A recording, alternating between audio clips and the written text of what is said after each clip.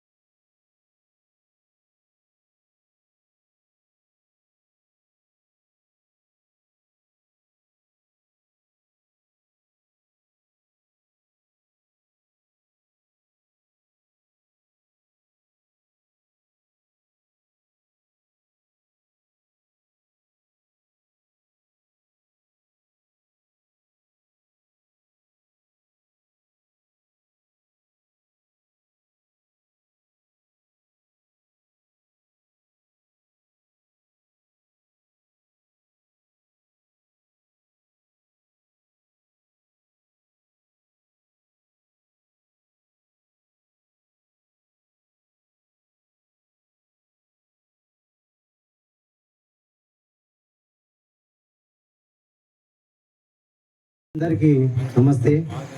నన్ను అందరూ ఇక్కడ ఉన్న వాళ్ళైతే సాధారణంగా అందరూ నన్ను గుర్తుపట్టే వాళ్ళే ఉన్నారు. నేను ఆల్రెడీ ఇంతకుముందు వచ్చినాను. మీ సమస్యల విషయం అన్నీ కూడా తెలుసుకున్నారు. పెద్దలు కరుణాకరు ఇంకా మిగతా ఫ్రెండ్స్ అందరూ కూడా ఇక్కడ కాలేని సమస్యల గురించి నాకు తెలియజేసినారు. నేను కూడా వాటిని అన్నిటి కూడా రికార్డులో రాసుకున్నాను. నేను గెలిచిన తర్వాత మన పరిధిలో ఉన్నటువంటి ఏవైతే ఉన్నాయో అవి తక్షణమే చేపించే ప్రయత్నం చేస్తాను. మిగతా పెద్ద వర్కులు ఏవైతే ఉన్నాయో మన జగనన్న గారు చెప్పినటువంటి విధానం కమ్యూనిటీ హాల్ కావచ్చు, ఇంకా మిగతా ఏవైనా పెద్ద పనులు ఉంటే కూడా వారికి సంబంధించిన నుంచి మనకు పార్టీలకు అతీతంగా పోరాడి, మన పార్టీ నుంచి కలిసి ఇంకో పార్టీ దగ్గరికి వెళ్ళి పోరాడలేని పరిస్థితి కాదు. కొట్లాడి తెచ్చుకుందాం. గవర్నమెంట్ డబ్బు అనేది ఎవరి సొంతం కాదు, ఏ పార్టీ నాయకుడి సొంతం కాదు. పోరాడేవాడు మనమందరం తెలంగాణ కోసము.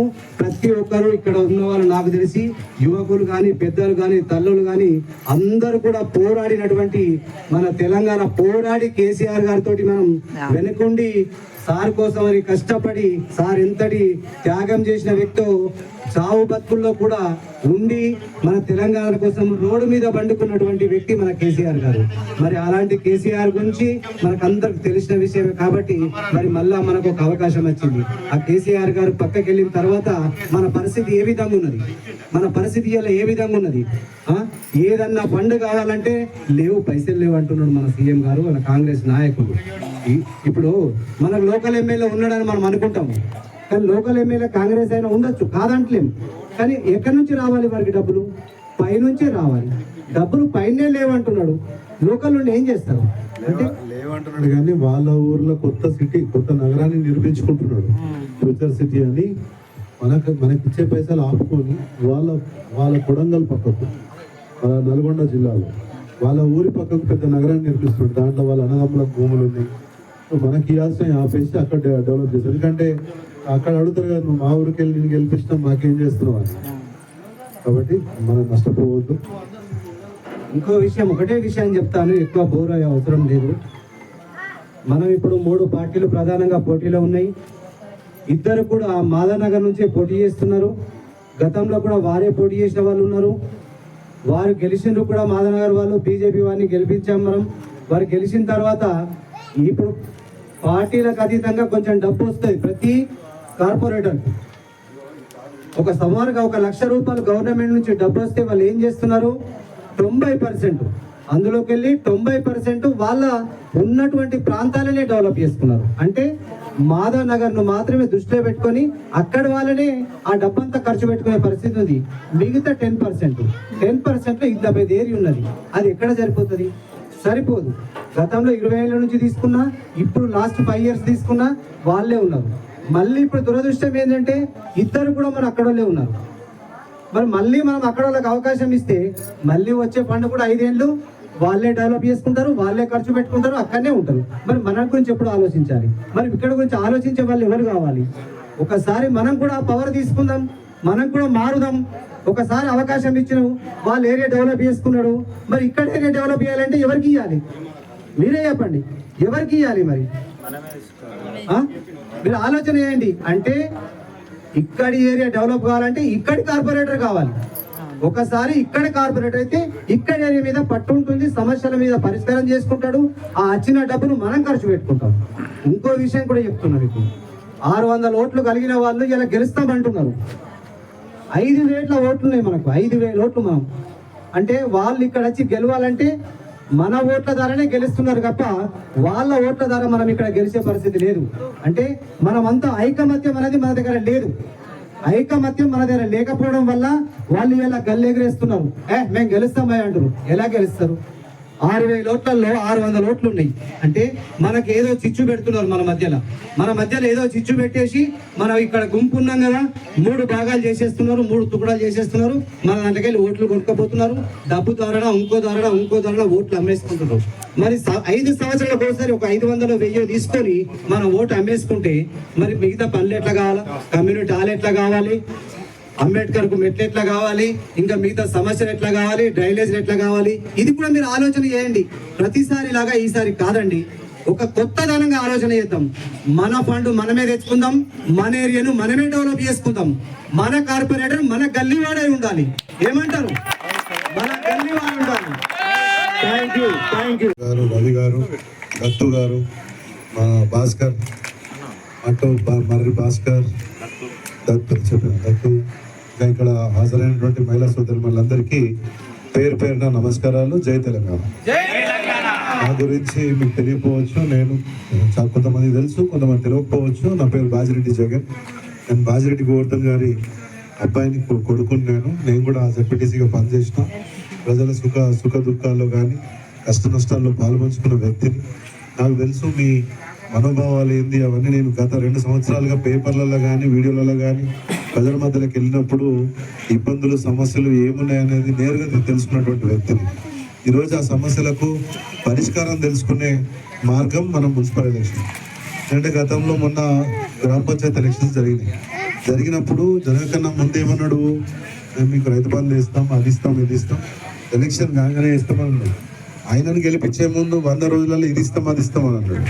100 రోజులు అయిన తర్వాత 6 గ్యారంటీలు అన్నాడు. మీకు ఒక ఫ్రీ బస్సు, కొంతమందికి అక్కడక్కడ ఒక ఫ్రీ కరెంటు, తర్వాత కొన్ని ఆ స్కీమ్స్ కూడా ఏంది, కేసీఆర్ పెట్టిన స్కీమ్సే మీకు ఇచ్చేటి. ఏవి 2000 పెన్షన్, కళ్యాణ లక్ష్మికి 1,00,000 రూపాయలు. ఇప్పుడు సీఎం రిలీఫ్ ఫండ్ ఇస్తలేరు, ఆరోగ్యశ్రీ బంద్ చేసిండ్రు, సతాయిస్తున్నారు.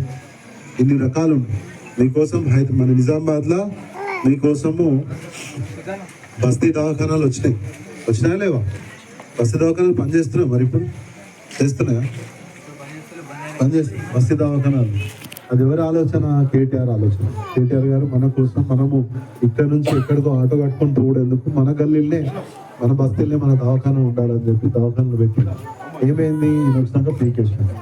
ఏది ఇవ్వాలన్నా బాకీ పెట్టిన పీకేసుడు, పేర్లు మార్చుడు, కేసీఆర్ని తిట్టుడు తప్ప వాళ్ళ మీద అబాండాలు వేసి. ఇప్పుడు సపోజ్ నా మీద ఎవడన్నా బురదేస్తే నేను నేనే కడుక్కోవాలి, వాడు కడగడు కదా. చల్లినోడు కడగడు, మనమే కడుక్కోవాలి. నువ్వు దొంగ అంటాడు, మనం కడుక్కోవాలి. మరి వాడు చేసే పని ఏంది? అది ఒకసారి ఆలోచించండి. మీరు వీడియోలు కూడా చూస్తుంటారు, నోరు తెరిస్తే గలీజ్ మాటలు. మన పిల్లలు, చదువుకున్న పిల్లలు ఉన్నారు, వీడియోలు చూస్తారు టీవీలల్లో, ఫోన్లల్లో. అటువంటి మాటలు వింటే మన పిల్లలు కూడా చెడిపోతారు. ఇది ఒకటి. ఇంకోటి ఏంటంటే గతంలో మనం బీజేపీ పార్టీ వ్యక్తిని గెలిపించుకున్నాం. అంటే అన్ని పార్టీలకు వేసి ఉంటారు మీరు కూడా, కానీ బీజేపీ గెలిచింది. బీజేపీ గెలిచినా ఏం చేసింది, అప్పుడున్న బాజిరెడ్డి సారే మళ్ళీ మనకు రూపాయి ఎక్కువ లేకున్నా కేటీఆర్తో కొట్లాడి మన కాలనీకి, మన డివిజన్కి ఒక 5 కోట్ల రూపాయలు తీసుకొచ్చింది, 5-6 కోట్ల రూపాయలు తీసుకొచ్చింది.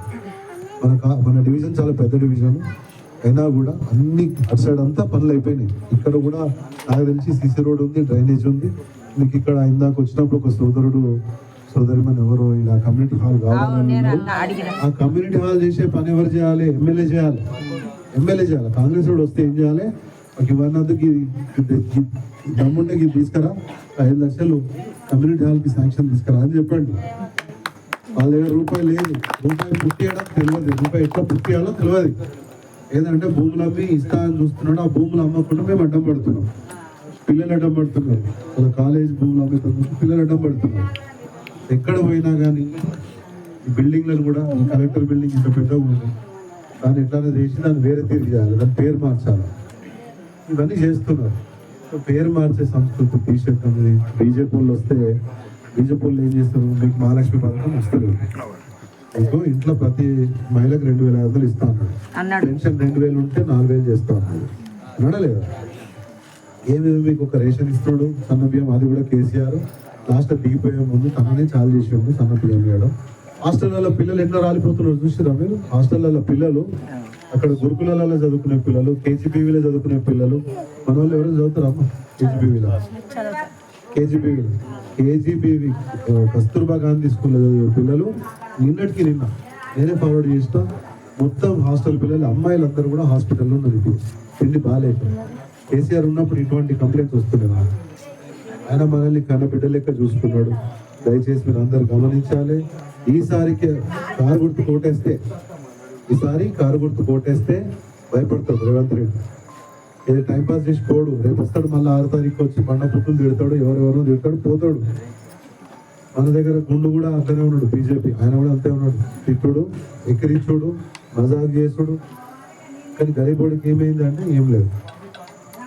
బీఆర్ఎస్ పార్టీ కారు గుర్తు కోటేస్తేనే వాళ్ళు భయపడతారు, నీకేదో చేస్తారు, లేకపోతే మాత్రం మన జీవితం ఇంకొక 2 ఏళ్ళైనా మారది. ఈ సందర్భంగా నేను విజ్ఞప్తి ఒకటే చేస్తున్నా, అందరూ కారు గుర్తు కోటేసి ఉగ్ర శంకరాన్ని గెలిపియండి.